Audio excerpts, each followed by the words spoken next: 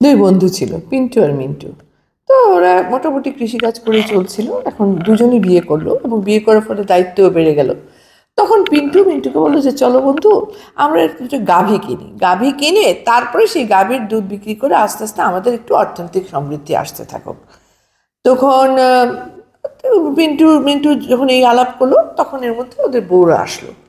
তো পিন্টুর বউ বলল যে হ্যাঁ ঠিক আছে, তুমি তো গাভী কিনবে, তোমার তো টাকা পয়সা নেই, আমার যতটুকু গয়নাগাটি আছে এগুলোই আমি দিচ্ছি তোমাকে। এবং দিয়ে বলো তুমি তোমার গাভী কিনে ব্যবসা শুরু হোক। আর মিন্টুর বউ বলল হ্যাঁ হ্যাঁ, যে কটা গয়না আছে এটাই তো আমাদের সম্বল, এখন আমরা যদি এটা দিয়ে না হয় গাভী কিনলাম, তারপর যদি গাভীটা মরে যায় তাহলে কেমনে হবে? তো সেটা তো মিন্টুরও হলো, সত্যিই তো গাভী যদি মরে যায় তাহলে তো যা ছিল সেটাও চলে গেল।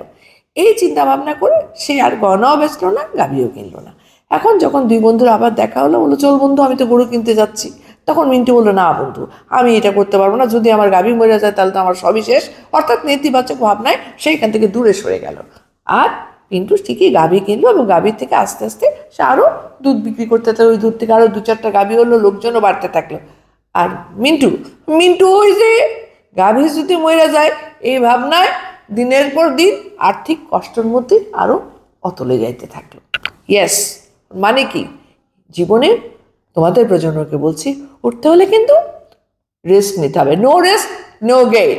আর শুরুতেই যদি নেতিবাচকতা ভাবনা শুরু করে দাও তাহলে তাহলে আর কখনোই উঠে দাঁড়ানো যায় না।